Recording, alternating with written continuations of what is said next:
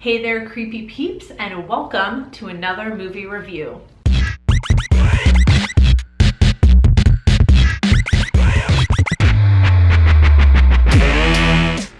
Alright guys, today we are going to be talking about The Shallows, and I know I'm definitely a little bit late, even though this only came out last year. I'm still really late in reviewing this. It's just been really sunny and warm lately in Florida, which I know is totally unusual for Florida. So I've just been feeling very beachy lately, so I wanted to watch a shark movie, so I decided to watch The Shallows finally.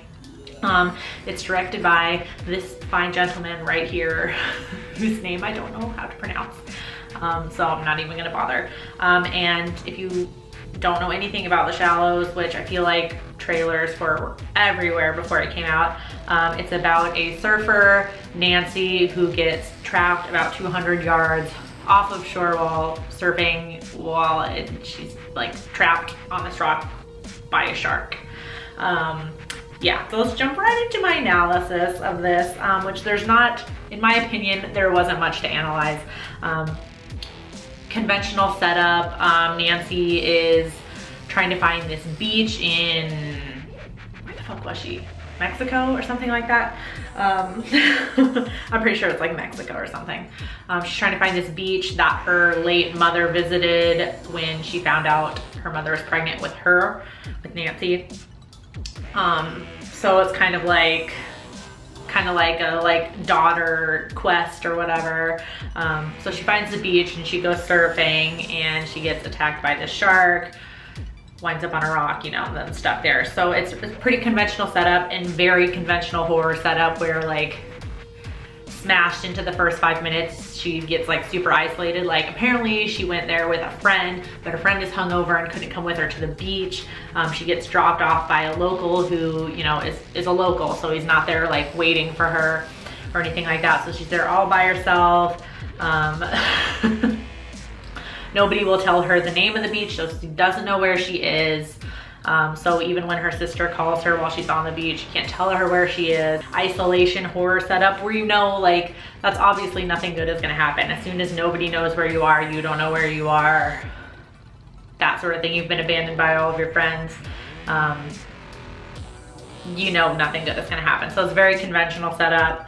The main thing I wanted to point out in here was, if anyone has seen this movie, you know exactly what I'm talking about. There's very odd things going on with like the technology.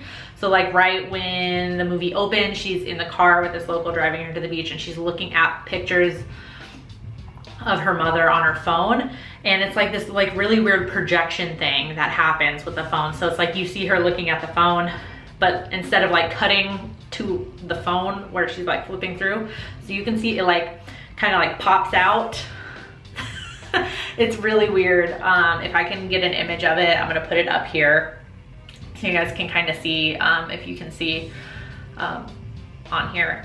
If not, try and look it up and just see what I'm talking about, because it's so strange. And they did the same thing when she's on the beach. She gets a FaceTime call from her sister and talks to her dad, and it does the same thing. It wasn't bad per se, like the effect wasn't bad, and it was kind of clever, I guess. It was just really awkward. Like it just somehow didn't fit and everything. I guess maybe it's because there are just, you know, simpler ways to do that. Like when she's looking at the pictures on her phone, you could easily just like cut to a close-up of the phone as she's like scrolling through it and then cut to her face to see the reaction. Yeah, and same with the FaceTime call. There's just like, I just felt like there were easier ways to like cut to things. And they did the same thing with her watch. She has a watch, and when she's stuck on the rock, she sets a timer for when high tide comes in. That's when the top of the rock that she's on is going to disappear under the water. And it just kind of served no purpose, because like what you would normally do is just like cut to a close-up of the watch and then maybe cut to her face if she's giving a particular reaction to it that's necessary. But it's like, so instead they just stay on her face, you know, stay on like kind of like a medium shot of her looking at the watch, and it projects, but nothing's happening on her face. That's like, so it's like, why do we need to stay on her face? Like she's not emoting anything in particular. So we'll move into my review, which I did not like this movie. It was boring as fuck. I thought Blake Lively's character was so flat and she had no personality. And I cared jack shit about her. The seagull that she stuck on the rock with, because there's like this seagull that like had its wing injured or whatever, and she stuck on the rock with. The seagull had more personality than she did, in my opinion.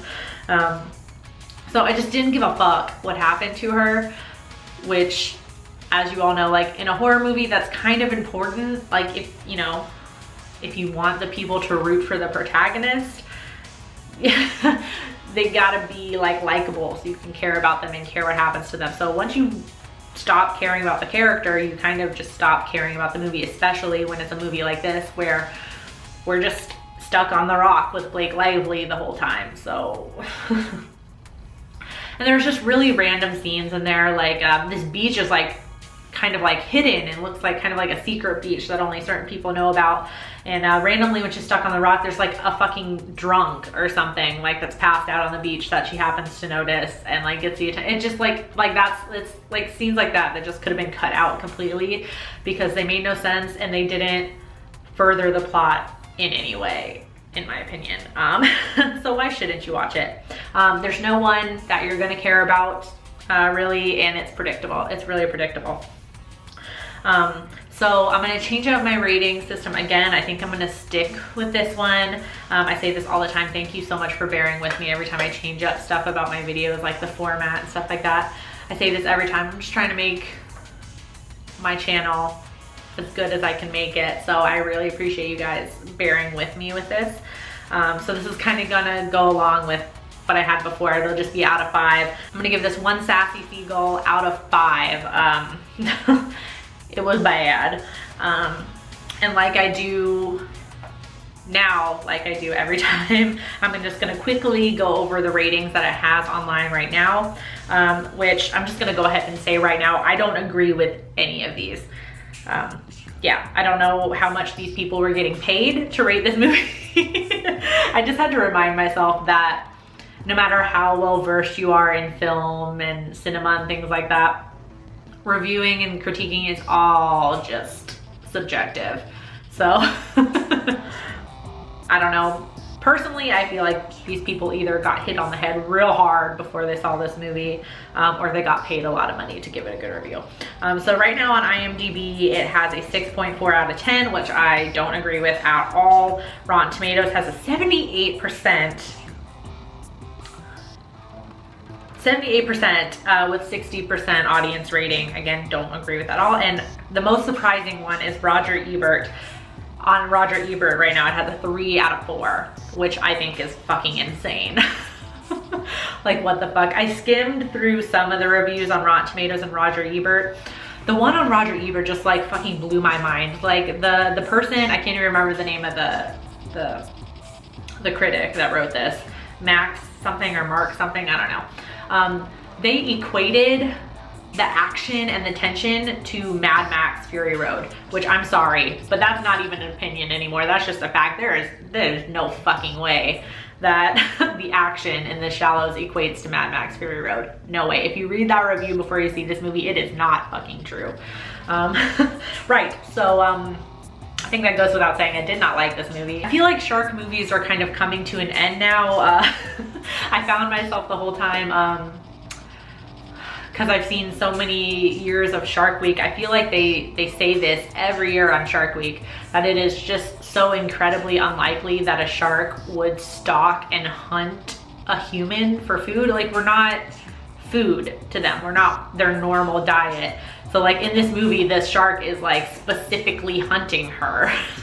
So it just kind of, it just didn't make any sense. So like the whole time I'm like Shark Weeking it, you know, I'm like, this wouldn't happen, blah, blah, like this just like, why is the shark hunting her? Like, and they don't explain that at all. There's no, so it's like, we're just supposed to believe this shark like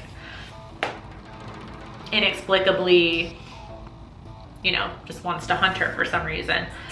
So it doesn't make any sense. Right, so yeah. If you've seen The Shallows, let me know in the comment section down below what you thought about it. Especially let me know about those reviews. Like, do you agree with everybody else?